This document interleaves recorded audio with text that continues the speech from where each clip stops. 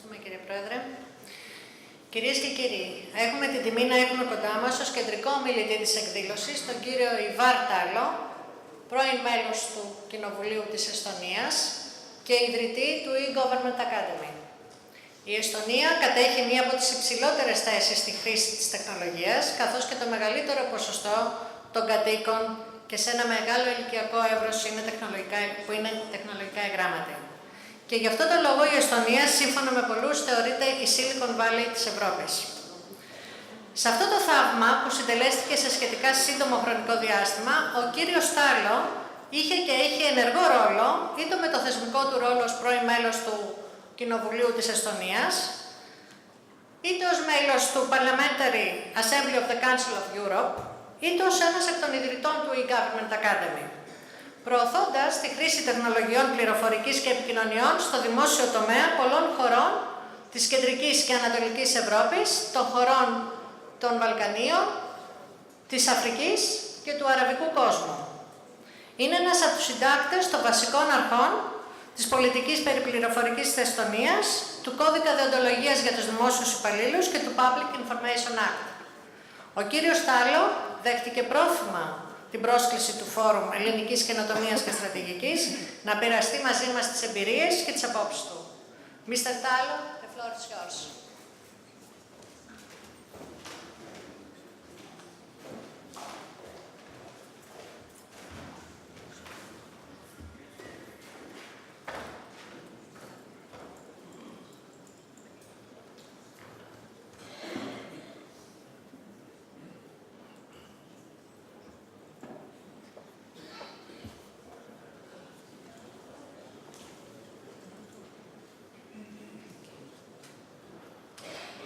Okay, kalispera σας. Ladies and gentlemen, well, let me first say thank you very much for the invitation, for Harris, for the forum. I had already a long introduction who I am. Let me just say two words. I was 21 years ago an obscure assistant professor at Tartu University in Estonia. And then Estonian government asked me to develop the strategy for e-government in Estonia. And when I took the task, I was thinking that I can't see the future really, so I can't plan 20 years ahead as Malaysia did at the time. So I said, look, let's just concentrate on the basics. And today, I want to tell you also about the basics. Ever since that time, 21 years ago, I've actually now not that active in Estonia anymore, but I've been active around the world, so I've worked in 85 countries. And believe me, it starts to repeat itself, the patterns. So I'm going to talk to you about these central tendencies, and I hope you don't mind if I draw some parallels to your situation. I worked here also a little bit in 2011 and so. But first, what do I want to talk about? I mean, I want to talk about the government. I mean, we are not talking really that much about technology. We are talking about sort of the part that is common to us, that is government, and how to change the government. Government, in a way, you could think of as information flows. And the new technologies, ICT, information and communication technologies, they change the way how information is flowing, how we work with information, and it will by necessity bring with itself the change in the government as well. And my idea has been all along to try to somehow guide this process instead of just being the recipient of it. But when we talk about the e-government, it usually reminds me of the Indian fairy tale about the men in the pitch dark room, where they try to find out, not through the vision, but through their hands, what else is in the room. And you know how it goes. Somebody finds something hairy and starts to speculate what it is. And there is the e-government, if you think of it today, or this innovation in government, many people talk about blockchain, okay? Yes, it's interesting. I mean, last fall I was in a conference, a UN conference in Singapore, and all that they talked about was blockchain. This year in Davos, I understand that the word blockchain was second most used word after the word Trump. But when the other people think about the government, then they touch other parts. They might touch the AI, artificial intelligence, or big data. They talk about transparency and all these things. Yet again, some other people, when they touch something different, again get excited about these ideas of IoT, I mean, the Internet of Things, or other this kind of high material. When we talk about let's say the developing countries, lots of them are talking about public services and how to create that. And then they say, okay, now we have to have these good public services. But actually there is something more behind it. And let me try to explain to you how I understand what there is and what we should do about it. And it is really today's world that we have, we can write the letter E or M or I or something in front of basically everything, whether it is factories, schools, the government itself, and so on. What it means is that these organizations really are their information flows, internal information flows are based on information technology, and the information flows between themselves are based on new communication technologies. And that is something of this new reality where we are in. We find ourselves, but it is not growing just naturally. We have to design it.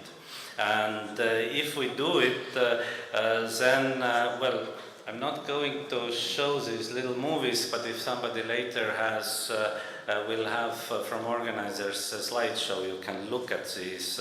They explain pretty well what is happening. But let me go on and say that first thing what we need to understand is that you need to start. I mean, yes, your private sector has started long ago and is developing fine on information communication technologies, but the government is dragging its feet. We started really back in 1997, 98, we computerized all the schools in Estonia. We called it the Tiger Leap. It was an ambitious project of a couple of young ministers. They just said, okay, look, we are a poor country somewhere in obscurity between Russia and the West. We don't have natural resources and so on. So what can we do? How can we develop? And we found at that time that new technologies were the sort of the solution where to go. What we did was a joint initiative between the private sector and public sector. It wasn't that the government only did it. Yes, the government took initiative, but the private sector jumped into it also. And there is so much to do to reorganize the society in these lines that there will be plenty for everybody. But we took care of the people. I understand when I talk to my Greek friends that they are saying, well, our society is not really ready. It doesn't mean that Estonian society was ready. You have to make it ready. You have to make it want the new things. And we managed to make, and that was the initial sort of initiative of the government, to make, without a better word, to make IT sexy. I mean, usually politicians, and I used to be one of those, like to have pictures with babies. Our politicians always wanted to have pictures with babies, but they wanted to have picture with computer also. So it, like the first speaker tonight said, that it shouldn't be one party thing. It wasn't. In Estonia, one of the key for success was our politicians fought about pensions, salaries, taxes, like every politician everywhere. But they didn't really fight about the IT or how to use IT in the government. There we had this kind of modernization agenda that was across the party lines, and I think that was part of the success. But it wasn't just, again, the politicians. If we look in 2002, what I have on that chart, our private sector also chipped in. They created a private foundation, put in the money themselves. I mean, the banks, the telcos, the computer companies. And first they thought, okay, we need to provide access to people, but then it turned out through the research that people have enough access, but they don't have motivation. So they created this kind of national training course, how to use computer, how to make sense what it is, in a very practical level, not theory, but practice. One day you touch a computer, you open, you start it, you finish it, you know that it's not breaking. The second day you open the browser, you open the your bank, or you send an email, or you read just a newspaper from the... and what was interesting was, and I believe that was quite a key, this private foundation trained in 2 years 100,000 people who didn't know or didn't want really to use computers before. 100,000 people is quite a not good number, but think of Estonia. Estonia is just 1.3 million people. So 100,000 people is 10% of adult population. And that was trained through the just private money.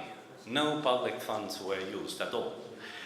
Now, do you think that Estonian business people are somehow crazy and they don't care about profits? No, that's not true. They care about profits, but they found that by getting people online, they actually will make profit. The easy example, the banks, they started to close the bank offices after that. I mean, I don't remember when I was in a bank last time. I do everything online since 15 years. Probably, well, I have the online banking since 20 years, but when you have larger loan agreement or something, then you still go to the bank. But other than that, you never do. So the banks saved a lot of money. The same with other companies that went online. And the same happens with the government, really. And this initiative in Estonia was so successful that it was repeated some 7 years later. And then it was a question of using the digital identity to actually do the digital signing and more complex things. And again, it was a private initiative, but then already there were some European funds also used.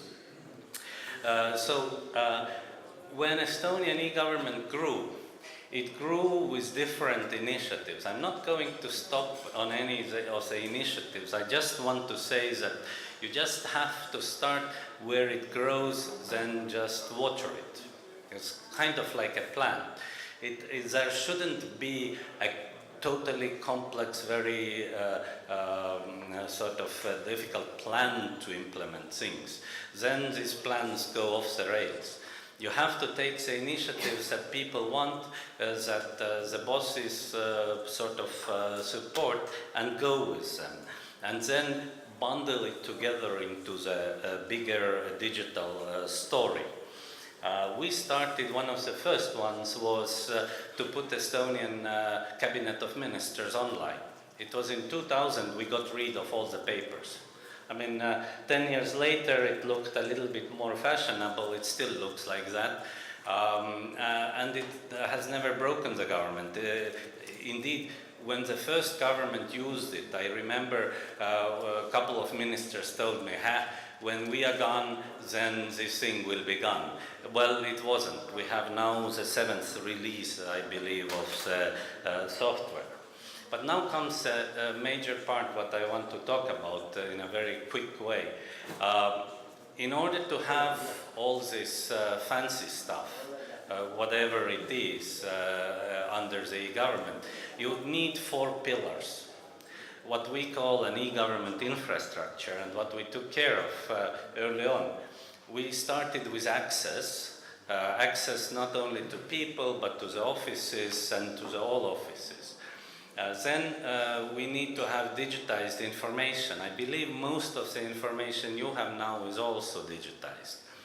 And then you need to have a formalized exchange of this information, because a modern digital service provision presupposes that you just give your information once. It's called a once-only principle. And then this information can be shared, and there are rules that the government will establish how to share it, and we had these plans actually, some of it done some 7-8 years ago here as well. And for all this to actually take place, for people to be able to consume these digital services, you have to have the digital identity.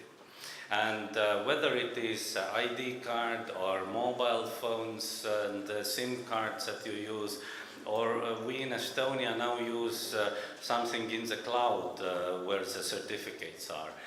But the main thing is that if you think of the virtual world, you are virtual there too. Therefore, you have to be able to identify yourself with a certainty that has a legal obligation to the government, to the banks, to the insurance companies. And then you can do all these operations. So if you have developed these 4 components, basically the further development will take care of itself pretty much. But what I saw here when I worked here also was that even some of the fringe framework things like electronic document management in the ministries was not yet there. I'm not sure how it is today, but I think we're hearing it maybe in the panel discussion. So what is the big change? I mean, the first change is that you have people communicating with officials who communicate with the back office. That was the 1990s approach. Then in 2000s, the last decade, the approach was that you have one-stop shop. You have some office where everybody goes to get serviced for everything.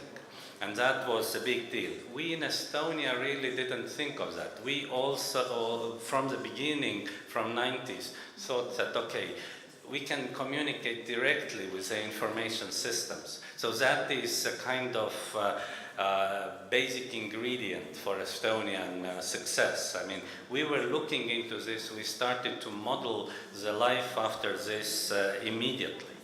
And what you have to take care of when thinking about it is that public administration that needs to be changed, the government, is not, I mean, it is in the silos, yes, but it has, I mean, you can't really cook your own soup in one silo.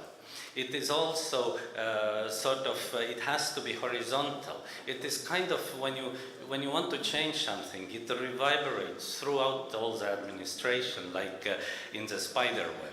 So you have to take care of these basic principles.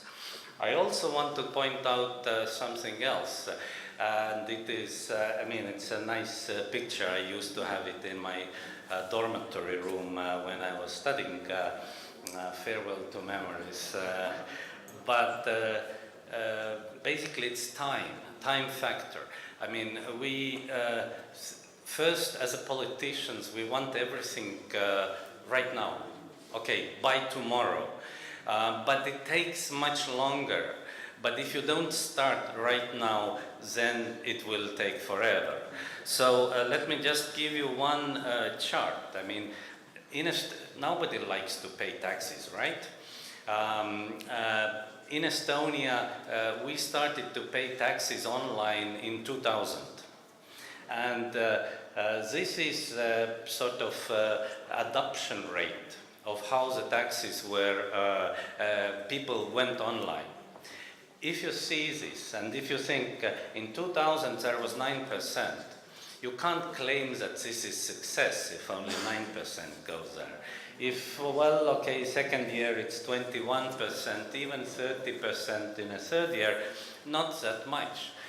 If you think of the government as having a 4-year mandate, you can see when you start to plan it, when you implement it, you have maybe 2 years. So you can't really claim to have a success. It's very difficult. It is a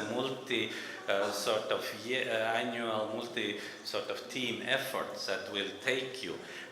In 10 years, you'll have it all, and then you can say, oh, it's success. But not for those who started it might be long gone, unfortunately. But at least the society will have it. And I mean, again, nobody wants to pay taxes. But if you make it so easy that you don't almost notice it, as in Estonia, I mean, I'm spending maybe 5 minutes a year for my taxes. Because all the information the tax office has already, so they are computing everything, and I just add, if I have this kind of international speaking engagement, well, this information I have to put in myself. But other than that, it's all automatic. If you have one job, you never really think about taxes at all. That is a story. This is the internet voting. We started internet voting, meaning that I can vote from anywhere. I have voted from Naypyidaw when I was lecturing in Myanmar. I was voting from, and I was giving speech to a big audience of officials there. I was working in Georgia, I voted from there. I was working in Haiti, Port-au-Prince, I voted from there. It gives me freedom to be wherever I am, but at the same time, I'm still the member of the community, so to speak. And I think this is a very good feeling. So, but it takes again a long time, and it's not a miracle cure, and it isn't really something that will happen overnight. What are the reasons? Let me go over or the main principles. First, and we spoke already about it, it's a general consensus among main forces in the society. There has to be the commitment of political elites. It can't be that one minister does it, 2 years later another minister says, I don't care. Then, well, the process stops. There has to be a right mix of private and public initiatives. If it is only public initiative, you go nowhere. If it is only private initiative, you don't either. But with a mixture, you can go very far. The role of the government has to be active, because there are moments when there is this kind of chicken and egg situation. The investment feels for the private sector too big, so then the government has to jump in. But then it can privatize it later when the sort of business case is proved, and the private sector will be happy to run it. And yes, well, in Estonia we had a little baggage of previous practices. What you need to do is really use a guillotine method to cut this previous practices and just move on. Well, my time is over, so thank you very much. This is a little story of Estonia, how we did it, and you can find a lot of information in English about Estonia, so just check it out on the websites or ask